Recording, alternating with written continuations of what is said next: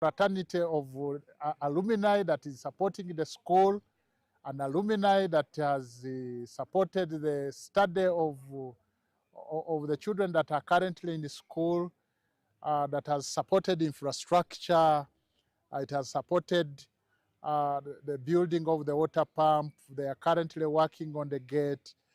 Kabalega is seated on 65 acres of land, and now through our partners, the parents, we have embarked on facing the land because we had a challenge of encroachers.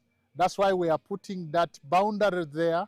And again, we are putting that wall fence for security reasons, so that we don't have intruders in the school. But the 65 acres, we have secured them through the land boards, and we have even acquired the land title. The land title has already been got, so our land is in one piece. The encroachers have been pushed off the land, and now we are in safe hands. We have a total of 65 acres of land which are now well protected. Though the fence is not yet complete, it is a long fence. The fence goes up to 3 kilometers to encompass all those 65 acres. So I would still call on other partners to come in and also help us on the fence. The parents have done their part, but it is a big project. It requires a lot of money. We are busy now writing to other stakeholders that can come in to help us in the building of this fence. As we talk about stakeholders, allow me also inform the viewers that this school was named the Kabalega. That's why we have the monument here in the memory of our king, our great king Kabalega, Kabalega the Great. So we have always had support from the kingdom. Surprisingly, the Prime Minister, Mr. Vyakutaga, is an OB here. He has always been here to check on the school. So I'm very grateful as the head teacher of this school to the Kingdom of Bunyoro for the support they have always extended to Kabalega Secondary School, given that it was born as a result of King Kabalega. So the Kingdom, through the Prime Minister, we thank you so much. You participated the other time in the water project, and you have always supported several projects in the school. We are very grateful to the Kingdom of Bunyoro Kitara. One of our biggest stakeholders, the parent, we have always had several engagements with them. Today we had the parents of Senior 4 and Senior 6 in, and they were demanding for accountability on how the results were the previous year, the year 2025. And we showed them the results that our boys performed very well. We had boys that got from A's, B's, C's, and these were minimal. We never had anybody that had an E. And the parents really were showing that they were going to support now that we have already indicated to them that we are raising higher and higher, and the parents promised that they were going to be in support of all programs that will happen in school. They will pay the fees that is required. They will support these boys. They will always come and visit the school. They will always come and visit their children. And then another thing I can talk about, we have a board that has just been inaugurated. It is a serious board, a board that has several landmen. Our chairperson board is Dr. Aloysius Biaruhanga. He works with the PPDA. He's not a joking man. He needs the school to improve.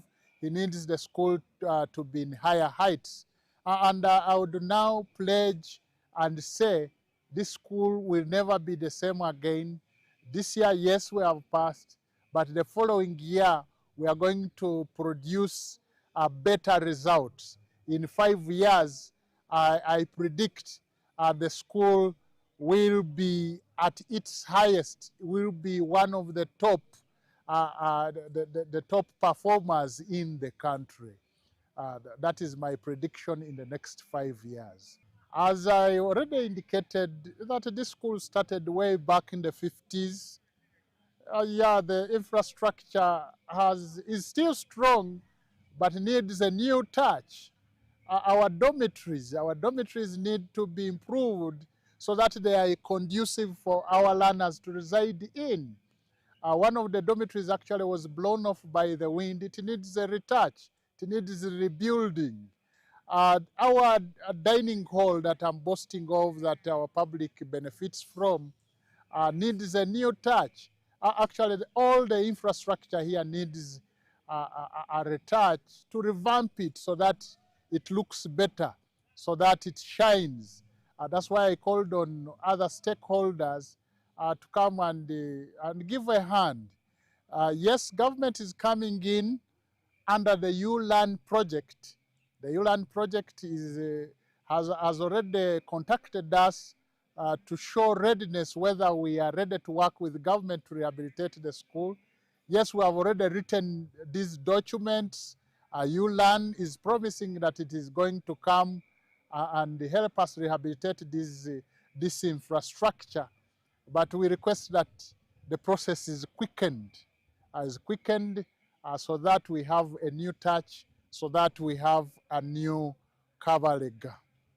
I'm very grateful to the old boys, what they are currently doing. They are helping in improving the infrastructure. I'm thanking the parents that are helping in putting a facelift also. They are building the fence around the school.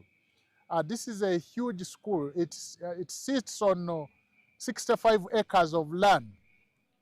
And in the 65 acres, that's where there's the infrastructure that I'm talking about, the staff quarters. Yes, we house up to beyond 30 teachers here, but we have a staff of 100 staff. Most staff don't have housing. So if government can also come in to help us on that. We have sports facilities here that we also need some touch. Though the school, through the parents have tried to improve the facilities here, but the emphasis is still, they will still need an external hand to ensure that they improve on. I'm very grateful to the stakeholders, the government that has given us teachers that teach these learners. I've already said the parents that have paid the fees that keep these boys in school. The old boys, thumbs up for you, for the support that you have given. You have always checked on us. You have always given us help in terms of scholastic materials. The other day you rehabilitated the library. That is a good gesture that the old boys love their school. Now they have also brought us one of the monuments of King Kabalega. Now Kabalega has become a tourist site. We are boasting that we have the sculpture for King Kabalega, and people can come in here to see how Kabalega looked like. The look-alike of Kabalega is here in Kabalega SS. You come, we have a tourist site here. You come and take photos with the sculpture of King Kabalega.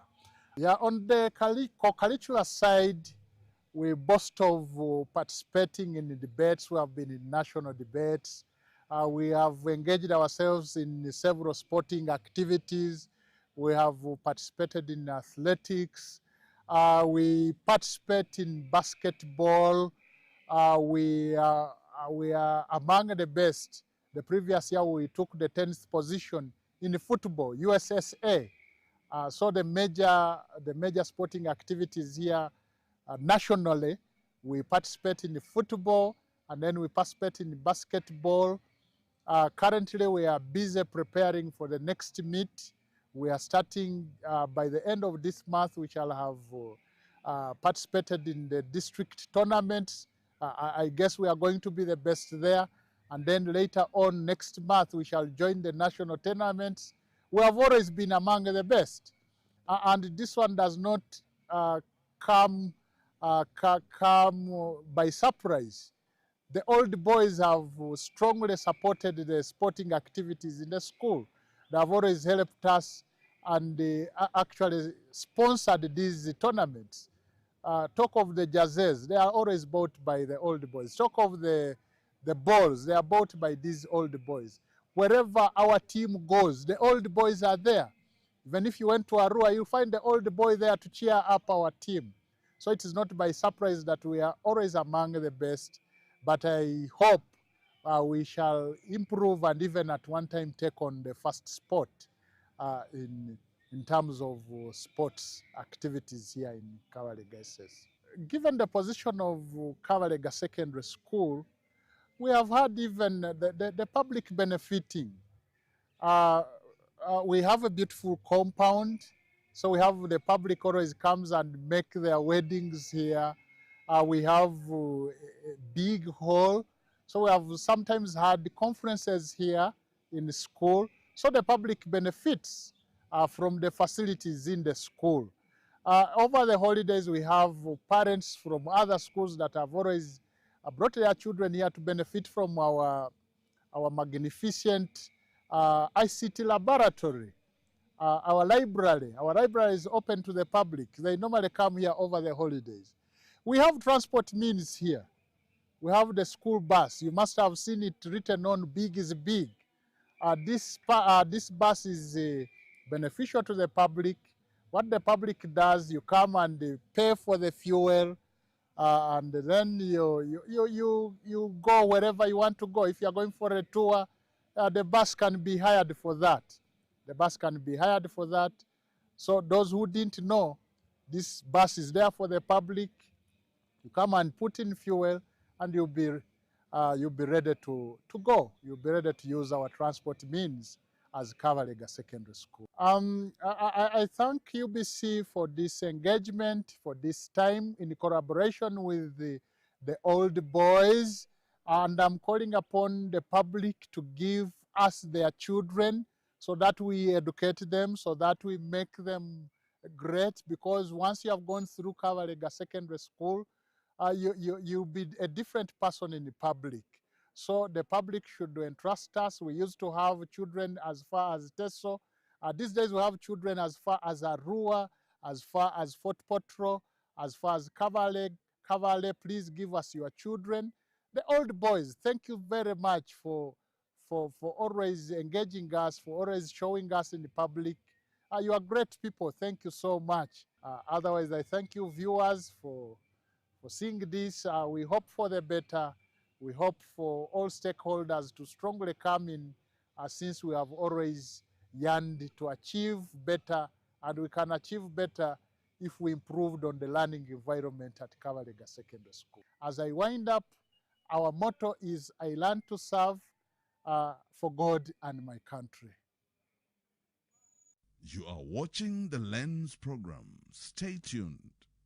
The Muni University Innovations Hub in Arua City is attracting individuals beyond the West Nile region. The Business Incubation Center attracts very many people in this area, the whole of West Nile, including parts of Eastern Congo and Democratic Republic of Congo and South Sudan.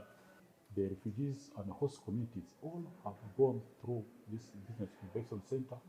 So the beneficiaries are many. The student body, the staff, the business community in West Nile, the women groups in West Nile, the refugees groups in West Nile, and other stakeholders all benefiting from this. So this is a business incubation center located in Moni, but belonging to the whole region.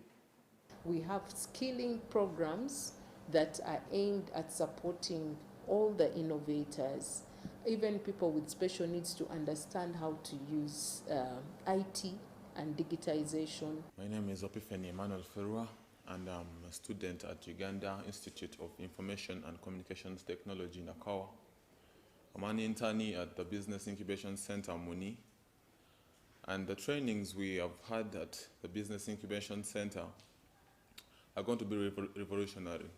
Things like 3D printing, digital marketing trainings, website development trainings, and trainings in upgrading people's businesses in the digital world. Skills like incubation, agile, runaway, and if you look at region like West Nile, that is full of agriculture, and as the world is being transformed, we need to level up businesses to the world stage. The government of Uganda now has a business process outsourcing policy. So as a ministry, we are trying to match some of these innovators with companies in countries like Japan, where companies in Japan are looking for young people to support them on developing solutions. We are also looking at opportunities of linking these young people to some of the private sector companies in Uganda to support them to uptake their solutions. So these and many others, including digital skilling, are helping us to support the young people to grow their products from prototypes to commercialized projects. So the Business Incubation Center has come at the right time to provide internships, to provide trainings, to provide skills like you had of the Jungle Girls, and we're bringing more skills to students like us who travel from West Nile to go to the city to try and study and find internship places. Emmanuel believes that continued access to these skills will enhance job security and advance employee competences. With the government trying to set up innovation hubs like the West Nile Innovation Hub, we see job creation increasing by a big magnitude because labor force at the BIC is kind of limited, and the BIC being created creates a lot of job opportunities for basically managers and programmers. With the services provided by the BIC, like business promotions and stuff, to increase the number of businesses that are flourishing, therefore increasing the number of jobs in areas like West Nile. This speaks to the NDP3's commitment to ICT human capital development and supporting regional innovation ecosystems. This is Formalizing Africa, an innovation that aims to bridge the gap between the formal and informal sectors. We have innovated and created a platform. It is live right now at zimeleza.com that connects semi-skilled and skilled workers in the informal sector with clients in need of services. For our pilot project, we began last year. We have been working in homes, providing home services like cleaning, connecting maids. If you want someone to cut your grass, if you want someone to do laundry, we have been connecting, especially youth that dropped out of school. Those have been many of the people we've been working with. We call our workers associates, and the dream is to expand to create a platform for the informal sector, to expand beyond just homes, but to look at businesses, to coordinate and facilitate different services that are being done today by people in the informal sector. Focusing on the informal sector, particularly agriculture, this platform holds significant promise for Uganda's predominantly informal and agriculture-based economy. We have plumbers, we have carpenters, we have those that do laundry, maids, and we have had several tasks, over 184 tasks. Yeah, the Innovation Hub has mainly supported us through trainings and mentorship, one-on-one mentorship. We've had several sessions. We do business mentorship for these people, for these young people, for them to learn how to market their products, for them to learn how to cost the products, for them to learn how to hold, elevator pitches. We also provide business advisory services to these young innovators, where we call in experts to come and talk to industry experts to come and talk to these innovators. Yeah, in about 10 years from now, I see myself inspiring many other young entrepreneurs. I see myself as a social entrepreneur, one, creating profit for myself, but also the social impact in the community, and showing how technology can be used to bridge the gap and to create solutions for the problems that we have, especially in Africa. we are really grateful to the government of Uganda and the Innovation Hub, Ministry of ICT, for facilitating such programs and initiatives. They are really helping us so much. I believe there are many youth out there that have ideas but do not know where to start from, or they do not know that there are actually such opportunities. I know this is a regional hub. It's not just for Kabalega University. It is also students and other innovators from the region and from the industry. So it's not just specifically for Kabalega University. So we are helping through the training of these people with the help of ICT Ministry. We are grateful for that. Periodically we get these trainings, and this is very helpful to the community and to us. Universities can help sustain these hubs, can help take care of them, but they are hubs for the community, not for the university students alone. So the reason we did that is because when a young person from the community walks to these innovation hubs at the university, it is a prestigious thing. It makes you feel good about it, but it also makes them trust that the support they are getting from this hub is valid support that government is offering, but also linking them to a university gives them the sense of responsibility and sense of hope and belonging, that universities are not only for a privileged few people, but they belong to the community. The project reflects NDP3's digital transformation aspirations to formalize the informal economy using technology and widen job opportunities. Thoraxa Technologies, an initiative from the Kabalega ICT Hub, is at the forefront of developing smart IT solutions. As a tech company, I currently employ 5 people, and in the near future, I'm hoping to employ around 170 when the company has grown to the maximum level. The Regional ICT Innovation Hub supported us in various ways. They have mentored us through the IP workshops, through exhibitions, funding us to hackathons, and that has helped us grow now into a company that I'm talking about. The team is working on manufacturing a hospital bed that doubles as a wheelchair, equipped with advanced ICT health monitoring systems. At Thoraxa Technologies, we have training packages.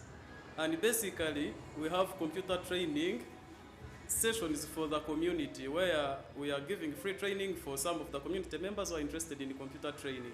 Another program is industrial training, where we call in institutions and universities, mostly Kabalega University and Baramu, other universities that we have around Kabalega.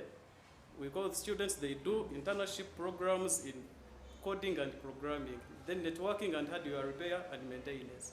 So last year I had around 15 students from all over the institutions in town, and this year I have registered over 40 students who are coming in June for industrial training. Integrating with the ICT, we have a patient monitoring system. That system is developed with IT to pick like temperature, to measure the temperature levels, heart rates, the room temperature and your room humidity of the hospital.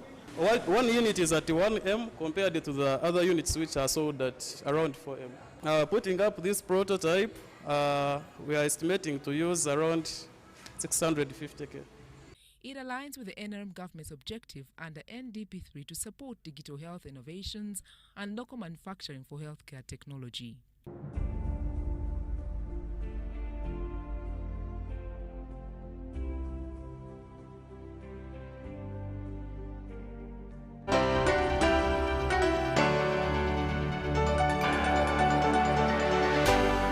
UBC, inspiring Uganda.